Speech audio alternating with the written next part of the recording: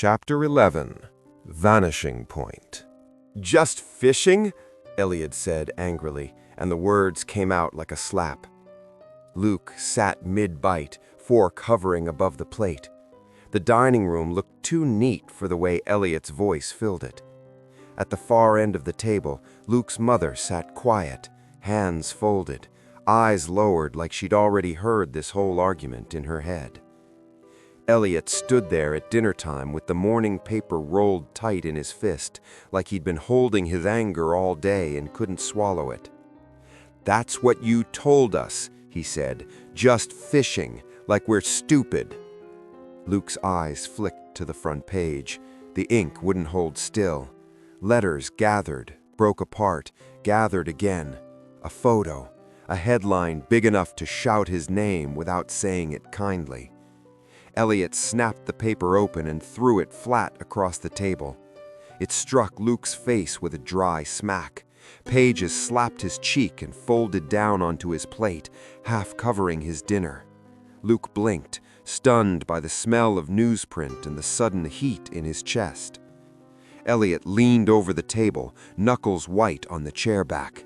"You sit there and eat while this is out there?" Luke tried to answer. The thought was there, clean and simple, but his mouth wouldn't catch it. Panic turned his tongue heavy. "I didn't," he said, and hated how small it sounded, because the truth was not a defense. The truth was that he'd choose Grant again and again, tomorrow and the day after, until there were no days left. He'd loved him from the first time he laid eyes on him, and that kind of truth only poured gasoline on Elliot's fire. So Luke swallowed it and let the smaller words take the beating. "They're laughing at you," Elliot said. "They're laughing at me." "Elliot," Luke's mother said, soft but warning. Luke looked down again, and the headline slid away from him like it didn't want to be read. The room sharpened at the edges, too bright, too loud. His fork clattered from his hand. He reached under his collar. The dog tag. Grant's. The chain was warm from his skin. The metal was cold and exact, stamped letters that didn't shift even when Luke's mind did. He closed his fist around it and held on like it could keep him in place. Elliot's eyes snapped to the motion. "What is that?" Luke didn't answer fast enough. He couldn't. If he opened his hand, he felt he'd go with it. Elliot came around the table. Luke's mother stood, chair scraping. "Elliot, don't." "Give it," Elliot said. Luke's fingers tightened in reflex, not defiance, fear. Elliot grabbed Luke's wrist and pried his fingers open, one by one. Pain flashed. Luke sucked in a breath, and then the tag slid free. Something in Luke went quiet.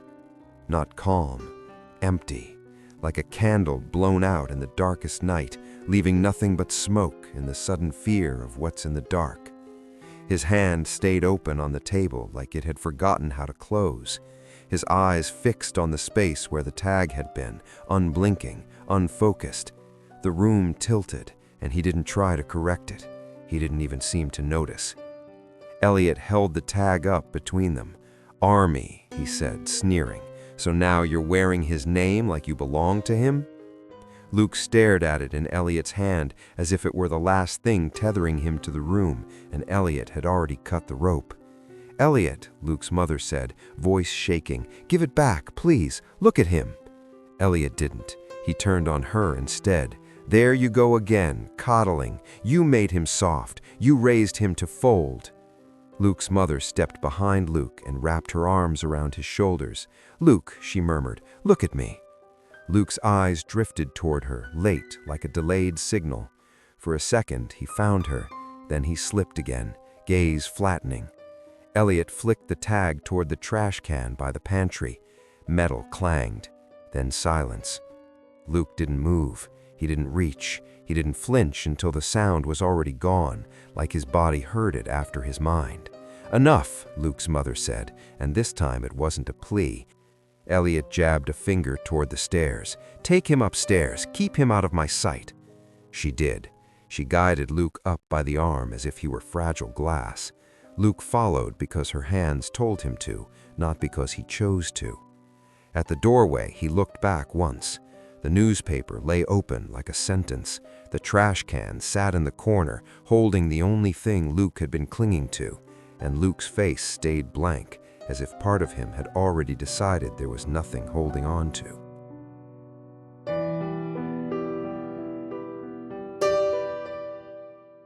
Tuesday morning arrived gray and thin, the kind of morning that made the fluorescent lights inside the station feel even harsher. Grant walked in like a man who'd been scraped raw. His eyes burned from lack of sleep.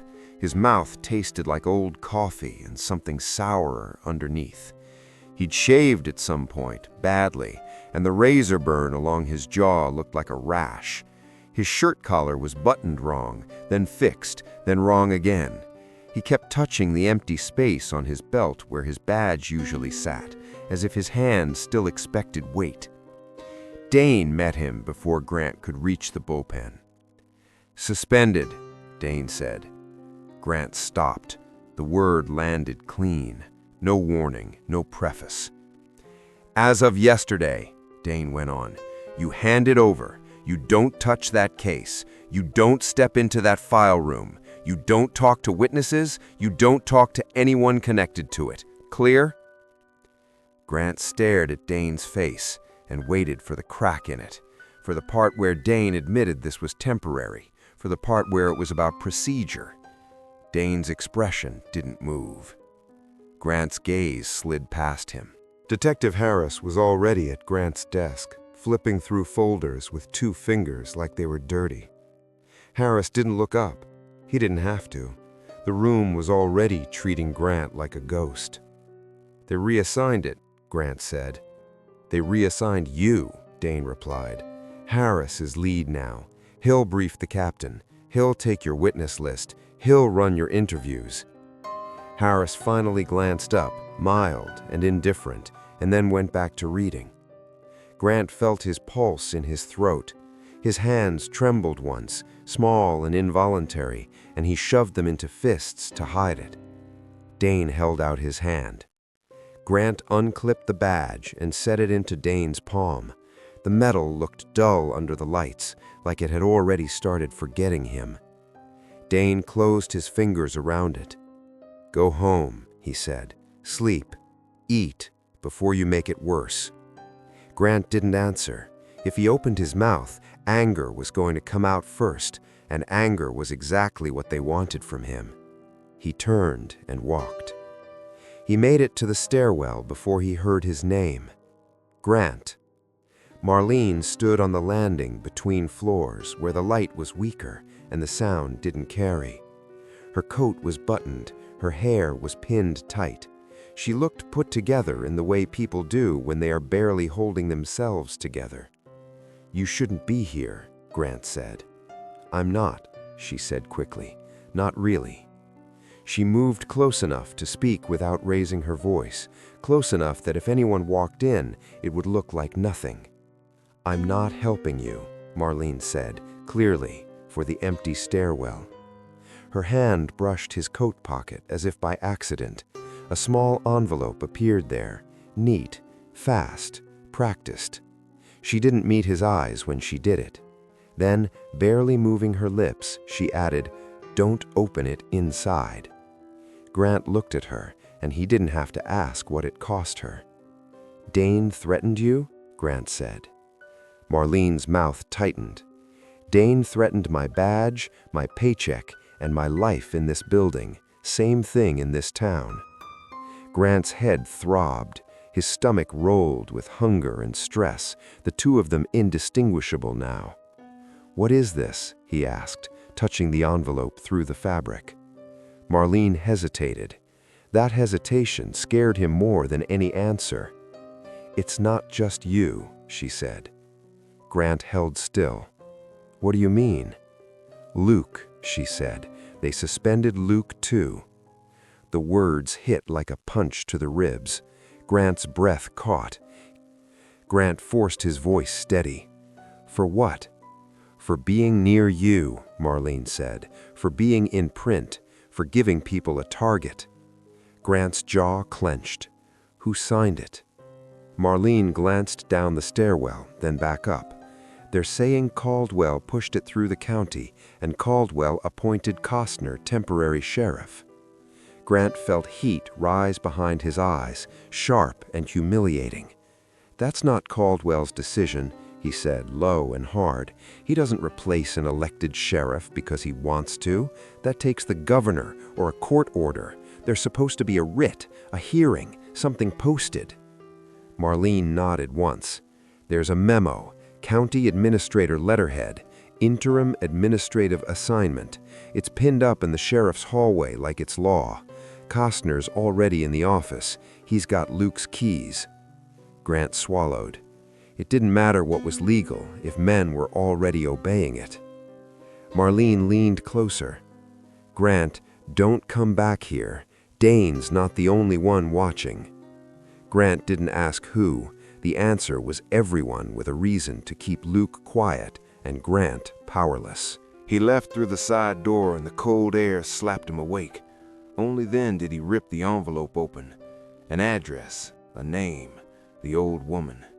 Grant should have driven straight there. He didn't. He drove to Elliot's mansion first because needing to see Luke wasn't an idea, it was a physical ache. He stopped at the gate and stepped out with his hands visible, shoulders squared, trying to look calm when he didn't feel calm. A patrol car rolled up slow behind him, tires crunching gravel. Too quick, like they'd been waiting. The cop who stepped out didn't look surprised. He looked tired of Grant already. "You were told," the cop said. "I'm on the road," Grant replied. "I'm not trespassing. I need to speak to Luke Mercer." "No visitors," the cop said. "Then let Luke call me." The cop's eyes slid toward the mansion windows, then away. "Phone line's dead." Grant's stomach tightened. "Dead how?" "Disconnected at the pole." The cop said it like it was nothing. Mr. Mercer's instructions. No calls in, no calls out. Grant pictured the wire cut clean, the house sealed like a bunker. He pictured Luke inside, suspended, stripped of his badge, stripped of contact, and already slipping. "Tell Elliot," Grant started. "No messages," the cop cut in. He took a step closer. His hand rested near his holster, casual but not friendly. "Get back in your car and leave, detective, or former detective, whatever you are today." Grant stood still long enough to burn the dark windows into his memory. Then he turned and got in the car, because being arrested at a gate wouldn't open the door. He drove hard toward the address. The neighborhood was old and tucked into trees, porches sagging, paint peeling, yards full of dead leaves that never got raked. Grant parked a block away and walked, keeping his hands free and his eyes moving. He saw the old woman through a gap between two houses. She was smaller than he remembered, wrapped in a dark shawl, moving too fast for her age. A red rosary looped around her wrist. She kept scanning the street like she expected the air itself to lunge at her. A sharp medicinal smell hung around her, camphor and something bitter. Grant started toward her, careful, not wanting to spook her.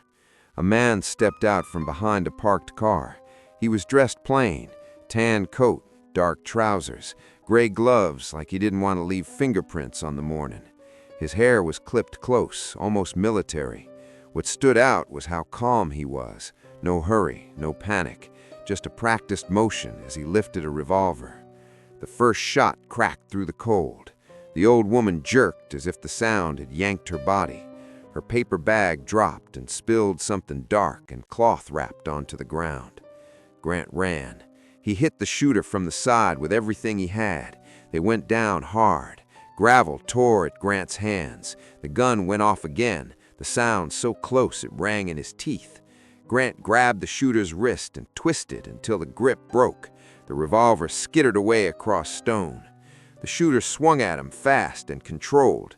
Grant caught one blow on his shoulder and felt pain flare, bright and immediate. He drove his fist into the man's jaw. Once, twice. The man folded, breath leaving him in a harsh rush. Grant didn't wait to see if he'd get back up. He turned and ran to the old woman. She was on her knees, one hand pressed to her side, blood soaked through her fingers, spreading steady and real. Her rosary beads clicked softly as her hand shook. "Ma'am, it's Grant Ashton. I'm getting you to the hospital. Stay with me." Her eyes found his, startlingly clear. "They sent him," she rasped. "Who sent him?" Grant demanded. She tried to inhale and it caught.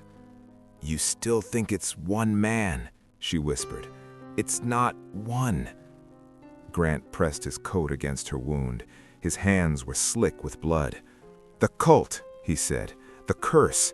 Tell me where. Tell me how to stop it." Her fingers clamped onto his sleeve with sudden strength, like she could anchor herself to him. "Church," she said. "There's no church in Pine Grove," Grant snapped, then softened. "Not anymore." "Annex," she hissed. "Not the front. Hidden door, behind the old choir wall. They built it out of sight. They kept it quiet." Grant leaned in. "What's in there?" She swallowed, and her throat worked like it hurt. "Where they bind it," she whispered. "Where they take what you love and twist it until it cuts you." Grant felt cold roll through him. Luke's face, Luke's blank eyes, the way the world was closing around him. "How do I stop it?" Grant asked. His voice broke on the word stop. "Ledger," she breathed. "Names, blood, it's written. Under the annex, under the floor." "Whose names?" Grant demanded. "Who started it?" Her lips moved, something almost formed. Then her grip loosened. "No," said Grant sharply. "No, stay with me." He got her into the car and drove with one hand on the wheel and the other pressed hard against her side. He kept talking because silence felt like permission. "Look at me," he said. "Stay with me, you hear me?" Her breathing went thin. Her eyes stared past the windshield like she was already somewhere else. "Luke," she whispered, so faint it barely existed. Grant's throat tightened. He pressed the gas down harder. But halfway to the hospital, her breath slipped out and didn't come back. Grant kept driving anyway. He didn't allow himself to stop until the hospital was in front of him, bright and clinical, and too late. In the parking lot, he sat for one beat with both hands on the wheel. Blood dried on his sleeves. His fingers still felt the slick warmth of it. His badge was gone.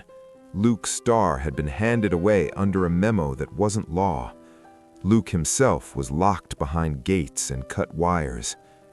Grant stepped out of the car and looked at the hospital doors like they might offer answers. All he had was an address in his head, a hidden annex behind an old choir wall, and the certainty that whatever was happening to Luke was not waiting politely for the courts to catch up.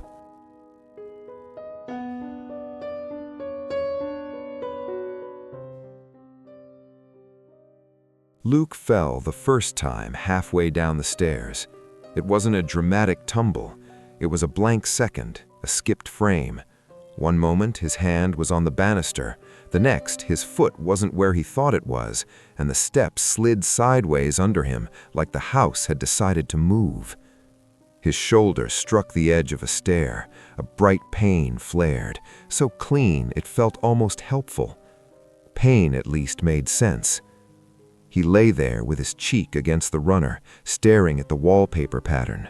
Leaves, vines, a shape he'd seen 1,000 times and suddenly couldn't name.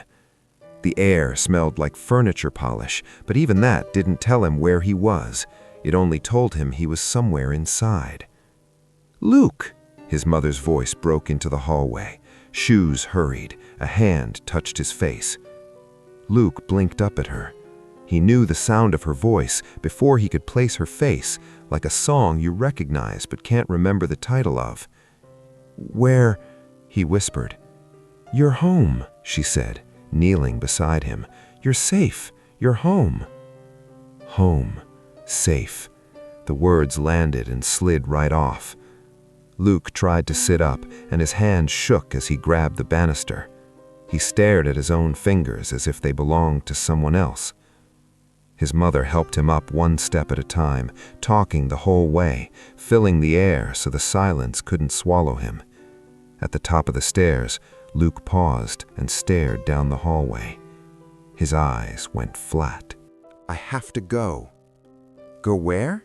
He didn't know, but the need was real enough to drag him by the ribs.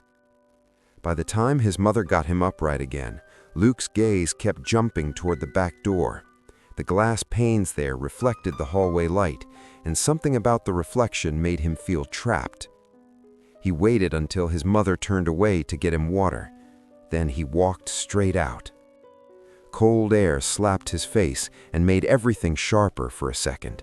The yard was dark and wide and felt more honest than the rooms inside. Luke moved faster, pulled toward the far fence as if there was a gap he could slip through if he hit it at the right angle. "Luke!" his mother shouted from the porch. "Stop, please!" Luke didn't stop. He hit the fence like he expected it to give. Wood cracked. The whole line shuddered. A post struck his forehead, and his vision burst with stars. He staggered back, hands up too late, blinking as if the fence had changed its mind on him. He pressed his palm to his head and looked at his hand, confused by the warmth there. Blood? No?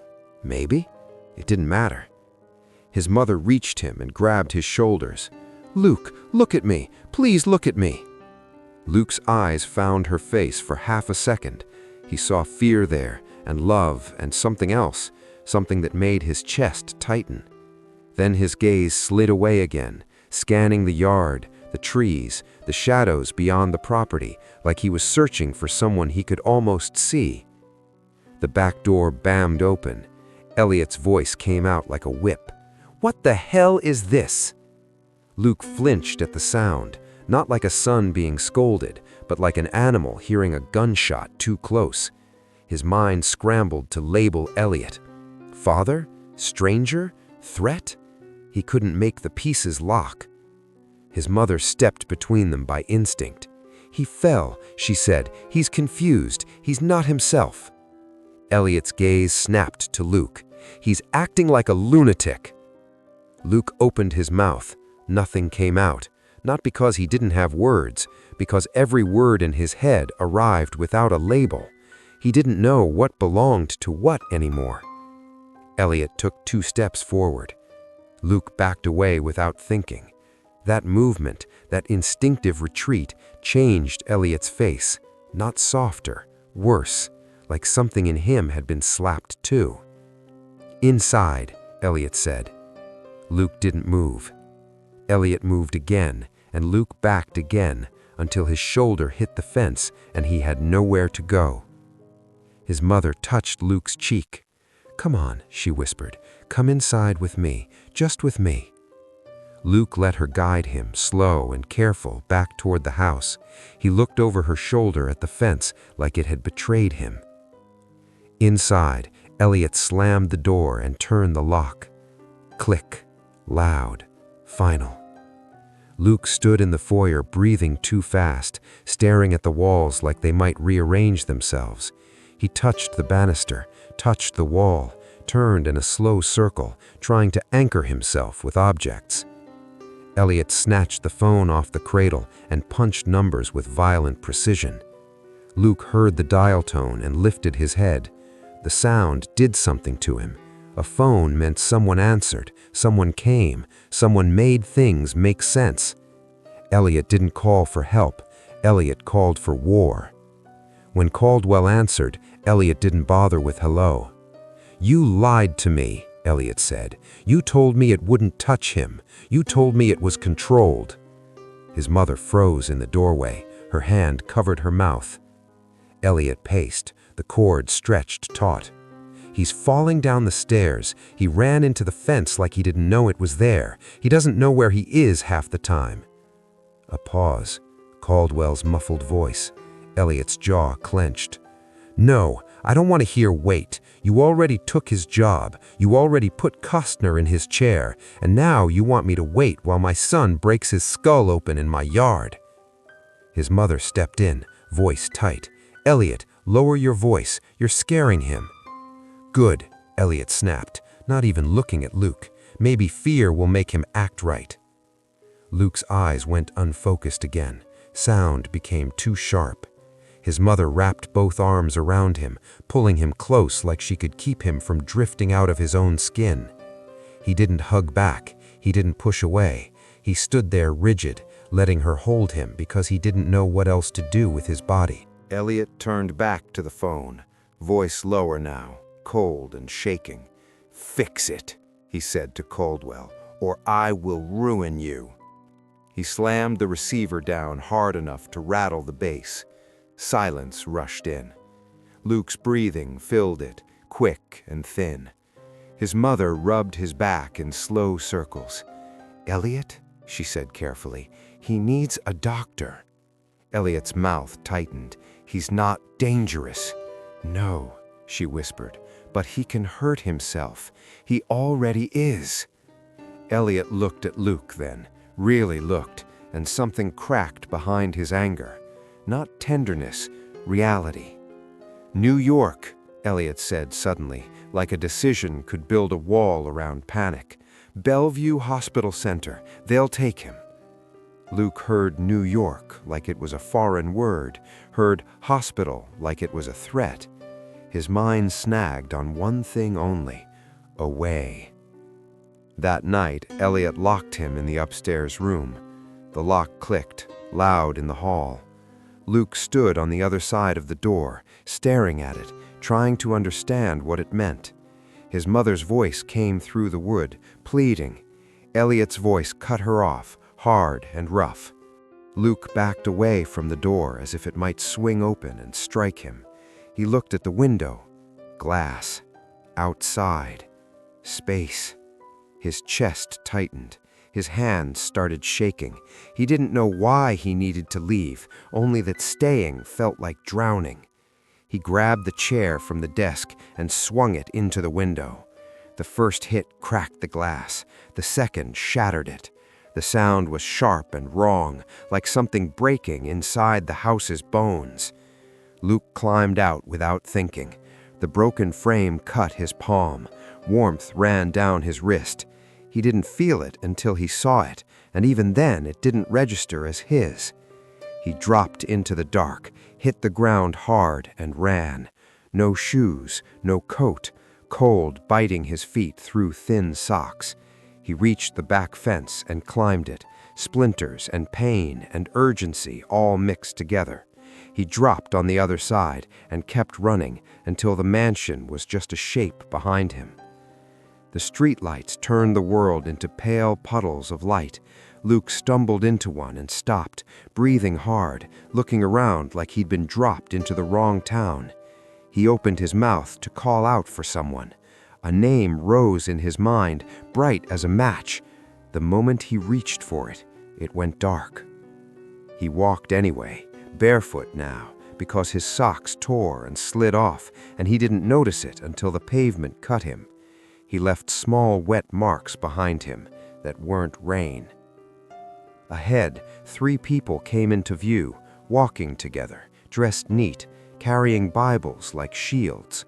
Church people, Luke's mind supplied, and then failed to explain what that meant. They saw him, they slowed.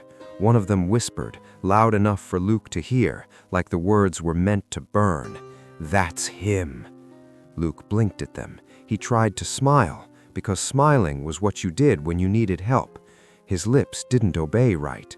Another voice, sharper, "Sinner!" Luke's stomach dropped. The word hit him as if it belonged to a story he'd been accused of starring in. The third one looked at Luke's bare feet and the blood and the confusion on his face, and his expression didn't soften, it hardened into certainty. "God hates homo," the man said, like it was scripture itself. Luke flinched. The phrase didn't fully compute, but the hate did. Hate had a simple shape. You didn't have to remember anything to feel it. Luke took a step back. His heel scraped pavement. Pain shot up his leg and made his eyes water. One of them spat near his foot, not quite hitting him, but close enough to be deliberate. "This is your punishment from God," the man said. Luke stared at the spit on the pavement, like it might explain him, like it might tell him what he'd done wrong. He tried to speak. He tried to ask for help. He tried to say, "I'm lost." What came out was a broken whisper, "Please." The church people walked around him as if he was something dirty on the road. They didn't touch him. They didn't help. They walked around him like he was something on the road that might stain their shoes. Luke watched their Bibles pass, the black covers tight in their hands. He tried to speak again, to tell them he was lost, that he couldn't find the right words, that he didn't know how he'd ended up barefoot and bleeding under a streetlight. When they were gone, the street felt wider, quieter, like it was holding its breath with him. Then he heard an engine. A truck. Luke's head lifted so fast it hurt. Something inside his chest tightened. Not fear, not exactly. Need, a pull. The sound meant warmth. It meant a seat. It meant a hand on the wheel and a voice that said his name like it mattered. For a second, his mind flashed. Lake water slapping the shore, sunlight off the hood, the smell of wet fabric and cigarette smoke, laughter that had made him feel safe. He stepped into the road without thinking and lifted his arm. The headlights came hard, too fast, washing him white. Luke opened his mouth and tried to grab the name before it could slip. Nothing. The truck surged past him, wind ripping at his shirt. He caught the driver only as a shape, broad shoulders, hands locked on the wheel, no glance, no slowing, just a blur of urgency and taillights shrinking away. Luke stood there with his arm still raised until it started to shake and sink on its own. His body forgot what it had meant to do. He turned and stumbled after the truck anyway, barefoot on cold pavement, every step a sting. "Wait!" he whispered, voice breaking. "Please, please!" The taillights disappeared. Luke stopped in the middle of the road, suddenly unsure why he'd chased, suddenly unsure where he was. He looked down at his feet, raw and dirty, and then at his bleeding hand like it belonged to a stranger. He backed to the curb and sat down hard, Luke curling his toes against the cold pavement like a child. His chest hurt in a place that wasn't bruised. He pressed his palm there, where something used to hang, where he used to hold on to metal and certainty.